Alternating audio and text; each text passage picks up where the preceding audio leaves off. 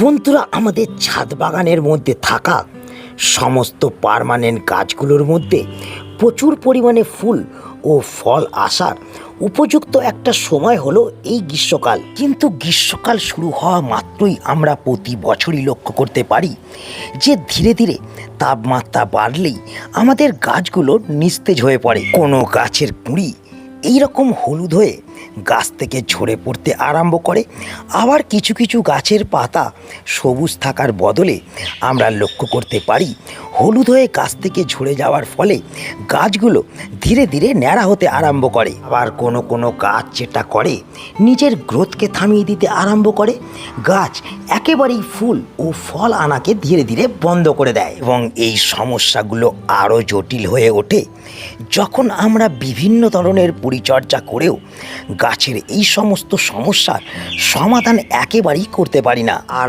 বর্তমানে আমরা সকলেই কিন্তু এই একই সমস্যার মধ্যে পড়ে আছি।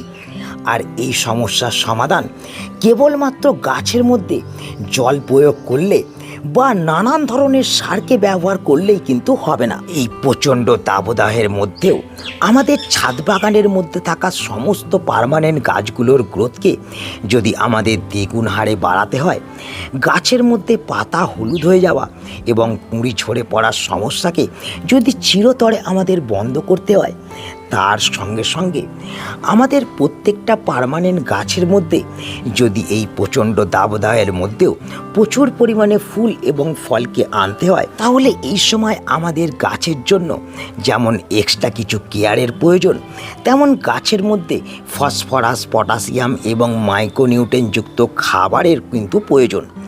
যে খাবারটা তোমরা আমার হাতের মধ্যে এই সময় দেখতে পাচ্ছ, যে খাবারটা তোমরা দেখতে পাচ্ছ আমি অলরেডি তৈরি করে কিন্তু রেখে দিয়েছি। আর এই খাবারটাকে যদি তোমরা তোমাদের গাছের মধ্যে এই দাবদাহতে ব্যবহার করতে পারো, তাহলে কিন্তু তোমাদের গাছের গ্রোথ যেমন ভালো হবে, গাছের পাতা হলুদ হয়ে যাওয়া এবং কুঁড়ি ঝরে পড়া যেমন বন্ধ হবে, তার সঙ্গে সঙ্গে এই একটি খাবারের প্রয়োগেই তোমরা তোমাদের সমস্ত গাছের মধ্যে ফুল এবং ফলকে প্রচুর পরিমাণে কিন্তু আনতে পারবে। তো বন্ধুরা, কি এই খাবার, কিভাবে এই খাবারটাকে আমাদের বাড়ির মধ্যে তৈরি করতে হবে, এই খাবারটাকে তৈরি করার জন্য আমাদের কোন কোন উপকরণ সংগ্রহ করতে হবে, সেটা যেমন এই ভিডিওতে আমি তোমাদের বলবো, তার সঙ্গে সঙ্গে এমন একটি সিক্রেট টিপস তোমাদের সঙ্গে আজ আমি শেয়ার করব, যে সিক্রেট টিপসটা 90% মানুষ কিন্তু জানে না। তো চলো আর সময় নষ্ট না করে জেনে নেওয়া যাক যে এই খাবারটাকে আমরা কিভাবে তৈরি করে আমাদের ছাদ বাগানের মধ্যে ব্যবহার করব, এবং কোন সেই সিক্রেট টিপস যা এই সময় থেকে আমাদের গাছের মধ্যে ফলো করতে হবে। বন্ধুরা, আমাদের ছাদ বাগানের মধ্যে থাকা সমস্ত গাছগুলিকে ফুলে ফলে ভরিয়ে তোলার জন্য এই সুপারফুড খাবারটাকে বাড়িতে তৈরি করতে হলে আমাদের প্রথম যে জিনিসটার দরকার সেটা হলো জল। দেখতে পাচ্ছ আমি কিন্তু এখানে 2 লিটার জলকে নিয়ে নিয়েছি। তোমরা চাইলে প্রয়োজন অনুযায়ী জল প্রথমেই ব্যবহার করবে। তো যেহেতু আমি এখানে 2 লিটার জল নিয়েছি, তাই এই 2 লিটার জলের মধ্যে প্রথম যে ঘরোয়া উপকরণটাকে আমরা মেশাবো সেটা হলো বন্ধুরা এটা। তো এই জিনিসটা কি বলো তো, এটা হলো বন্ধুরা আমাদের বাসি ভাতের জল, যে জলের মধ্যে পটাশিয়াম, নাইট্রোজেন এবং তার সঙ্গে সঙ্গে ম্যাগনেসিয়াম, ক্যালসিয়াম ও বিভিন্ন ধরনের মাইক্রোনিউট্রিয়েন্ট আছে। আর এই ভাতের জল আমাদের গাছের মাটির মধ্যে বা টবের মাটিতে উপকারী ব্যাকটেরিয়া তৈরি করতেও সাহায্য করবে। তো এখানে আমরা কতটা এই ভাতের জল দেবো, আমরা বাসি ভাতের জল 2 লিটার জলের জন্য 250 ml নিয়ে নেব। এরপর যে 2 নম্বর ঘরোয়া উপকরণটাকে আমাদের বাড়ি থেকে নিয়ে নিতে হবে সেটা হলো বন্ধুরা এটা। দেখতে পাচ্ছ এটা কি বলো তো, এটা হলো আমাদের চা পাতা। এখানে তোমরা কিন্তু ফ্রেশ চা পাতাই ব্যবহার করবে। আমি 2 লিটার জলের জন্য 2 চামচ ফ্রেশ চা পাতাকে কিন্তু নিয়ে নিয়েছি, দেখতে পাচ্ছ। এবং আমি এই জলের মধ্যে কিন্তু চা পাতাটাকে প্রয়োগ করে দিলাম। এবং এই চা পাতা আমাদের যেটা করবে, আমাদের গাছের মাটিকে অ্যাসিডিক রাখবে, গাছের মধ্যে নাইট্রোজেনের যোগান দেবে এবং তার সঙ্গে সঙ্গে এই চা পাতার মধ্যে থাকা বিভিন্ন ধরনের মাইক্রোনিউট্রিয়েন্ট আমাদের গাছ কিন্তু গ্রহণ করতে পারবে। তার সঙ্গে সঙ্গে এই চা পাতার তীব্র গন্ধ গাছের মাটির মধ্যে কখনোই কিন্তু পোকামাকড়ের সৃষ্টি হতে দেবে না। তো এই চা পাতাকে দেওয়ার পর আমাদের 3 নম্বর যে উপকরণটাকে বাড়ি থেকে সংগ্রহ করে নিতে হবে সেটা হলো বন্ধুরা এটা। তোমরা এখানে দেখতে পাচ্ছ আমি এখানে 6 থেকে 7খানা পাকা কলার খোসাকে রোদের মধ্যে কিন্তু শুকিয়ে নিয়েছি এবং শুকিয়ে নেওয়ার পর কলার খোসাগুলোকে ছোট ছোট করে কেটে নিয়েছি এবং কলার খোসাগুলো আমি কিন্তু এই 2 লিটার জলের মধ্যে প্রয়োগ করে দিচ্ছি, তোমরা দেখতে পাচ্ছ। তো বন্ধুরা এই কলার খোসার মধ্যে কিন্তু প্রচুর পরিমাণে calcium, potassium, magnesium, iron, phosphorus এবং তার সঙ্গে সঙ্গে নানান ধরনের মাইক্রোনিউট্রিয়েন্ট আছে। আর এই কলার খোসা আমাদের গাছের মধ্যে যদি আমরা সঠিকভাবে প্রয়োগ করতে পারি তাহলে পটাশিয়ামের চাহিদা আমরা এই কলার খোসাকে দিয়েই কিন্তু মেটাতে পারবো। কিন্তু বন্ধুরা এই যে দেখতে পাচ্ছ 3টি উপকরণ আমি দিলাম, এই 3টি উপকরণকে দেওয়ার পর আমাদের যেটা করতে হবে, এই দ্রবণটা ভালোভাবে যাতে তৈরি হয় তার জন্য ভালো করে একটুখানি গুলিয়ে নিতে হবে এবং দ্রবণটাকে তৈরি হওয়ার জন্য আমাদের কমসে কম 48 ঘন্টা ছাওয়াযুক্ত জায়গার মধ্যে এই রকম চাপা দিয়ে কিন্তু রেখে দিতে হবে। বন্ধুরা তোমরা দেখতে পাচ্ছ আমি ফিরে চলে এলাম কিন্তু 48 ঘন্টা পর এবং দেখতে পাচ্ছ 48 ঘন্টার মধ্যে আমার খাবারটা সম্পূর্ণভাবে কিন্তু প্রস্তুত হয়ে গেছে এবং খাবারের রঙটা একটুখানি কিন্তু লালচে বর্ণের হয়ে গেছে। তো এই রকম অবস্থায় যখন তোমাদের খাবারটা থাকবে তখন তোমাদের যেটা করতে হবে, মানে ঠিক 48 ঘন্টা পর তোমাদের যেটা করতে হবে, বন্ধুরা শুরুতেই এখানে তোমরা দেখতে পাচ্ছ আমি কিন্তু একটা অন্য পাত্রের মধ্যে 5 লিটার জল নিয়েছি। তো এই 5 লিটার জলের মধ্যে আমি যেটা করব, একটা ছাঁকনির সাহায্যে এই দ্রবণটাকে 1 লিটার মতন ছেঁকে নেব।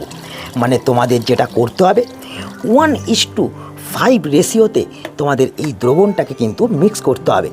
মানে 1 লিটার এই দ্রবণের সাথে 5 লিটার কিন্তু জল মেশাতে হবে, মিশিয়ে দ্রবণটাকে কিন্তু পাতলা করে নিতে হবে। দেখতে পাচ্ছ আমি কিন্তু পুরোপুরি দ্রবণটাকে পাতলা করে ফেললাম। আর এই পাতলা দ্রবণকেই তোমাদের কিন্তু গাছের মাটির মধ্যে প্রয়োগ করতে হবে, কারণ বন্ধুরা এই দ্রবণ ঘরোয়া দ্রবণ হলেও এটা কিন্তু খুবই পাওয়ারফুল। তাই এই দ্রবণকে আমরা কখনোই কিন্তু গাছের মাটিতে এই গরমে প্রয়োগ করব না। আমরা জলের সাথে এই দ্রবণটাকে ডাইলিউট করে আমরা কিন্তু এইভাবে পাতলা করে নেব, নিয়ে আমরা কিন্তু গাছের মধ্যে এই তরল দ্রবণ বা সারটাকে আমরা কিন্তু প্রয়োগ করব। বন্ধুরা তোমরা কিন্তু দেখতে পেলে আমি বাড়ির মধ্যে থাকা 3টে উপকরণকে দিয়ে এই অর্গানিক তরল ফার্টিলাইজারটাকে কিন্তু তৈরি করে ফেললাম। এবার প্রশ্ন আসতে পারে যে এই ফার্টিলাইজারটা আমরা কোন কোন গাছের মধ্যে ব্যবহার করব। তো বন্ধুরা এই তরল ফার্টিলাইজার আমরা কিন্তু ইনডোর বাদে যে কোনো আউটডোর গাছের মধ্যে কিন্তু ব্যবহার করতে পারবো। সমস্ত ধরনের ফুল, ফল, সবজি গাছের মধ্যে এই দ্রবণকে ব্যবহার করলে আমরা কিন্তু গাছের মধ্যে potassium, phosphorus, nitrogen, calcium, magnesium, iron এবং তার সঙ্গে সঙ্গে নানান ধরনের মাইক্রোনিউট্রিয়েন্টের কিন্তু যোগান দিতে পারবো। আর এটা আমরা করতে পারবো সম্পূর্ণ বিনামূল্যে। তো বন্ধুরা এরপর যেটা আমাদের জানতে হবে যে এই দ্রবণটাকে আমরা কতদিন অন্তর অন্তর এবং কতটা পরিমাণে গাছের মধ্যে প্রয়োগ করব। তো বন্ধুরা এই দ্রবণ ঘরোয়া দ্রবণ হলেও আমি আগেই বললাম খুবই কিন্তু পাওয়ারফুল একটা দ্রবণ। এই দ্রবণকে অতিরিক্ত মাত্রায় বা ঘন ঘন কিন্তু ব্যবহার করা একেবারেই চলবে না। এই দ্রবণকে আমাদের প্রত্যেক 10 দিনে একবার করে ব্যবহার করতে হবে এবং ব্যবহার করতে হবে আমাদের খুব সকালবেলায় কিংবা বিকালবেলায়। রোদ্দুর ওঠার পরে কিন্তু আমাদের এই দ্রবণকে ব্যবহার করা গাছের মধ্যে একেবারেই চলবে না। এবং তার সঙ্গে সঙ্গে মাথায় রাখতে হবে এই দ্রবণকে বৃষ্টি চলাকালীন সময় বা গাছের মাটি ভিজে থাকাকালীনও ব্যবহার করা যাবে না। সেক্ষেত্রে এই দ্রবণ গাছের মাটিতে প্রয়োগ করলে গাছের শিকড় কিন্তু নষ্ট হয়ে যেতে পারে। এই দুটো নিয়ম এবং পদ্ধতিকে মেনেই এই দ্রবণকে কিন্তু আমাদের ব্যবহার করতে হবে। তো চলো কতটা পরিমাণে ব্যবহার করব সেটা আমি তোমাদের দেখিয়ে দিই। বন্ধুরা আমাদের বাড়ির মধ্যে তৈরি করা এই অর্গানিক ফার্টিলাইজারকে আমাদের কিন্তু টব অনুযায়ী ব্যবহার করতে হবে। আমাদের যেটা করতে হবে 6 থেকে 8 ইঞ্চি টবের জন্য এই ফার্টিলাইজার 250 ml ব্যবহার করতে হবে এবং 8 থেকে 10 ইঞ্চি টবের জন্য 300 ml এই দ্রবণকে কিন্তু ব্যবহার করতে হবে। দেখতে পাচ্ছ আমি কিন্তু এখানে 300 ml দ্রবণকে গাছের মাটির মধ্যে ব্যবহার করে দিলাম এবং এই দ্রবণকে ব্যবহার করার সাথে সাথে তোমাদের কিন্তু একটা সিক্রেট টিপসকে এই সময় থেকে কিন্তু ফলো করতে হবে, যে সিক্রেট টিপসটা 90% মানুষ কিন্তু জানে না। আর সেই সিক্রেট টিপসটা ফলো না করার ফলেই আমাদের গাছ কিন্তু এই গ্রীষ্মকালে হেলদি থাকে না, যতই আমরা গাছের পরিচর্যা করি না কেন। তো বন্ধুরা, সেই সিক্রেট টিপসটা আর কিছুই নয়, সেটা হলো ওয়াটার স্প্রে। আমরা বিভিন্ন ধরনের পরিচর্যা করি, নানান ধরনের খাবারকে প্রয়োগ করি, কিন্তু আমরা যেটা করি না সেটা সকাল এবং বিকাল গাছকে ঠান্ডা জলে স্প্রে করি না। আর এটা না করার ফলেই আমাদের গাছের মধ্যে আমরা কিন্তু একটা সতেজতা ভাবকে লক্ষ্য করতে পারি না। গাছের কুড়ি হলুদ হয়ে যায়, পাতা হলুদ হয়ে যায় এবং গাছ এই গরমে ধীরে ধীরে নিস্তেজ হয়ে পড়ে। তো আমাদের যেটা করতে হবে, খাবার প্রয়োগ করার সাথে সাথে প্রত্যেক দিন সকাল 6টা থেকে 7টার ভেতরে আমাদের ঠান্ডা জলে স্প্রে গাছের পাতার মধ্যে ভালোভাবে করতে হবে এবং তার সঙ্গে সঙ্গে সূর্য যখন অস্ত চলে যাবে তখনও কিন্তু এই একই প্রসেসে আমাদের গাছের মধ্যে ঠান্ডা জলে স্প্রেকে করতে হবে। মানে দিনে 2বার যদি আমরা এই কাজটাকে করতে পারি তাহলে কিন্তু আমরা অনেকটাই এই প্রচণ্ড দাবদাহের মধ্যেও আমাদের গাছগুলোকে হেলদি রাখতে পারবো। গাছের পাতা হলুদ হওয়াকে অনেকাংশে আমরা বন্ধ করতে পারবো। গাছের পাতা যেমন হলুদ হবে না, তেমন কিন্তু গাছের কুঁড়ি হলুদ হয়েও ছড়ে পড়বে না। গাছের মধ্যে রোগ পোকার আক্রমণ কম হবে এবং গাছের মধ্যে দ্রুত হারে আমরা গ্রোথকেও লক্ষ্য করতে পারবো। তো বন্ধুরা, এই দুটো কাজকে আমি করেই আমার গাছকে কিন্তু আমি এই প্রচণ্ড দাবদাহের মধ্যেও হেলদি এবং ফুলে ফলে ভরিয়ে রাখতে পেরেছি। তো তোমরাও যারা এখনও পর্যন্ত এই দুটো কাজকে করোনি তারা অবশ্যই কিন্তু এই দুটো কাজকে তোমরা এখন থেকেই তোমাদের ছাদ বাগানের মধ্যে করা আরম্ভ করে দাও এবং কেমন রেজাল্ট পাচ্ছ তা অবশ্যই কিন্তু আমাকে কমেন্ট বক্সে জানাও। তো তাই এই ভিডিওটাকে আজ আমি এখানেই শেষ করছি। যদি তোমাদের ভিডিওটা কাজের মনে হয় তাহলে অবশ্যই ভিডিওটাকে একটা লাইক করে দেবে, তোমাদের বন্ধু বান্ধবের কাছে ভিডিওটাকে শেয়ার করে দেবে এবং অবশ্যই যেটা করবে সেটা চ্যানেলটাকে সাবস্ক্রাইব করে পাশে দেওয়া বেল আইকনটা কিন্তু অলে প্রেস করে দেবে, যাতে আরও এই রকম নতুন নতুন ইনফরমেটিভ ভিডিও সবার প্রথমে তোমরা দেখতে পারো। তো দেখা হচ্ছে আবার একটা নতুন ভিডিওতে। সকলে ভালো থেকো, নমস্কার।